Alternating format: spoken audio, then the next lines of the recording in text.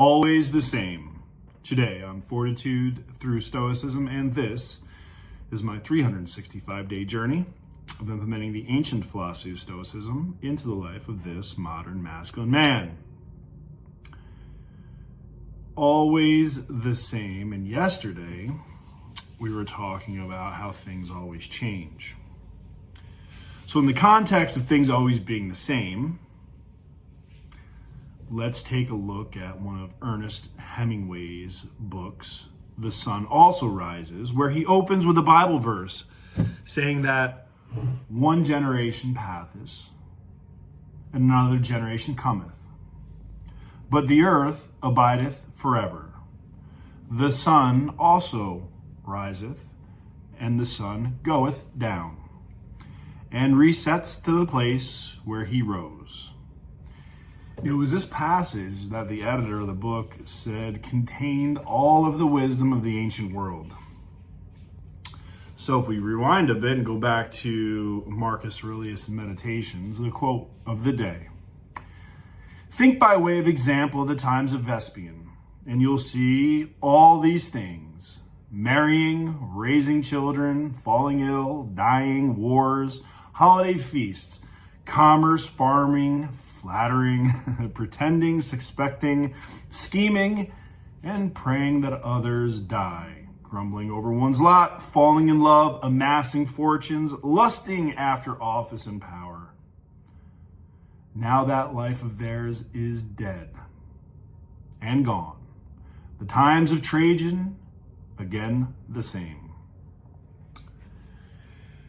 So, if everything is fluid, as we learned yesterday, but yet things are always the same, what do we mean by that? If we zoom out, right? If we really zoom out, the sun rises and sets every day. Some days there's some clouds, some days there's some rain, and some days we're blessed with amazing rays of sunshine. But it goes down, and it'll come back up. And every day we wake up as humans, we do what? We eat, we fuck, procreate the species. But again, if you really boil it down to the most basic of human natures, which is what both of these quotes are basically talking about, human nature has been human nature since the dawn.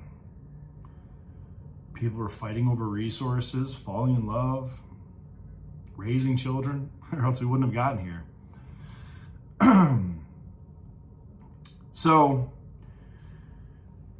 Ryan Holiday goes on to say that this quote by Ernest Hemingway that contained all the wisdom of the ancient world, right? One of the most striking things about history is just how long human beings have been doing what they've been doing, like we just said.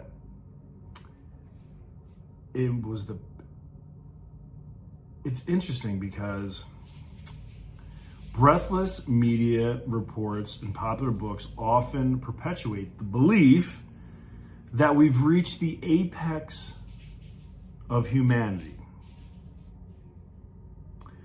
or that this time things really are different.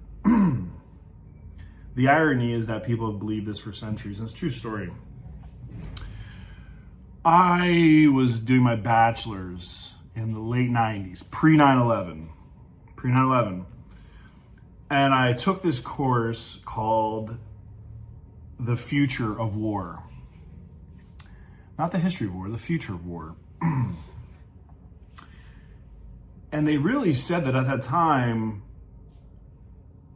again, they were looking at the past history and the evolution and where we're going. But the future of war is very interesting because even before 9/11, they said that major global conflicts where you have like US versus the Soviet Union or China versus the US, those wars are what they say obsolete. And that future wars are going to be held through proxy. First world countries fighting third world countries, or terrorist networks, all these things that really kind of came to fruition over the last 3 decades, 2 decades, 3 decades.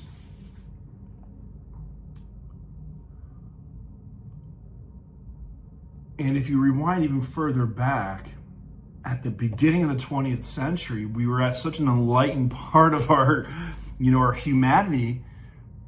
They thought that war was obsolete because we were too sophisticated. And then you look at what happened in the 20th century, World War I, II, and everything in between.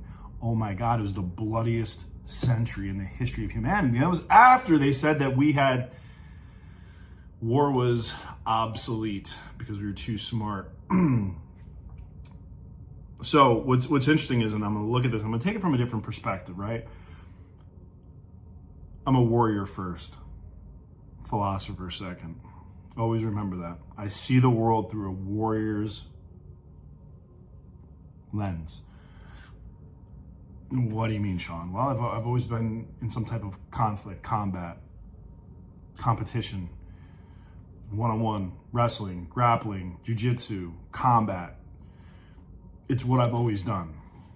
Marine Corps, U.S. Army, infantry, explosive cannon handling. I've done all these things, so I see the world differently.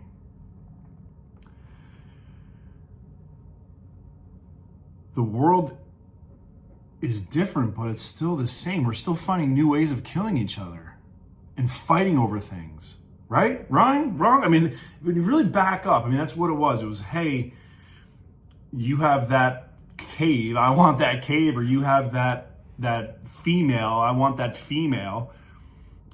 Hunting grounds, we were fighting over these things.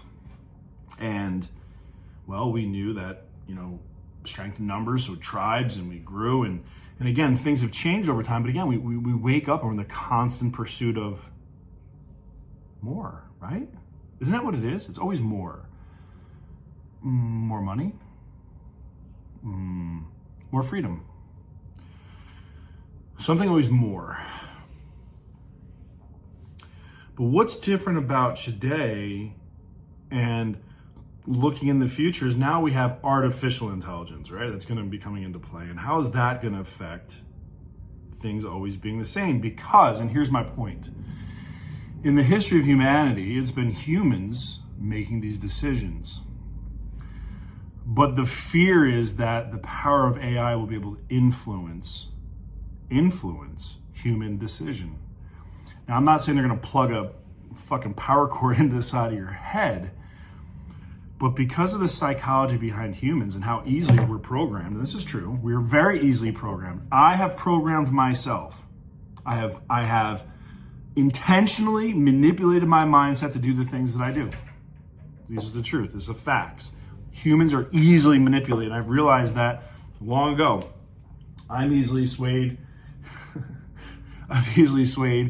In a bad direction, or I can stay locked into a good direction. So what's the lesson, though, right? I mean, because really we're just debating about things being the same and things always changing, but really, what's the lesson? And how does it impact us? Again, it comes down to mental strength, right? Because the consistency is what creates the success in my life. So you have to have the discipline and the mental fortitude to deal with the monotony of the consistency. It is fucking boring doing the same thing every day, eating the same meals every day, same time every day. Yeah, it takes a tremendous amount of mental strength to do that. And I want to contend one more thing. Things will always stay the same unless we put a change factor in there, right? Water will remain water until, well, we put heat to it and it evaporates, right? Or boils to evaporation, same point. This is life, and this is my takeaway from this lesson. Things are always the same unless you apply appropriate amount of counter pressure to change. The sun will rise, the sun will set. Generations will come, generations will go. So from a 30,000 foot, yes, things always remain the same. However, We don't live our life at 30,000 feet. We live our life in the trenches from this perspective. And with that in mind, things are changing. We are changing. You are changing. I have changed since the beginning of this. Very distracting over there. I'm sorry.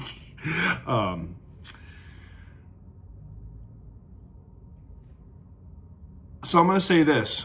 Strong people resist the notion that things are always the same. They know that with few exceptions, things are the same. They've always been, always will. However, the earth will abide, and I don't agree forever. I don't agree with that. It's a very, look, it may be old, but it's not a forever thing, because we know our sun has a life. And when that sun goes to end stages of its life, it's going to consume our planet. So we know there's a finite end to this. So things will not always be the same. That's part of philosophy. That's part of the contextual debate and the discourse in this, is that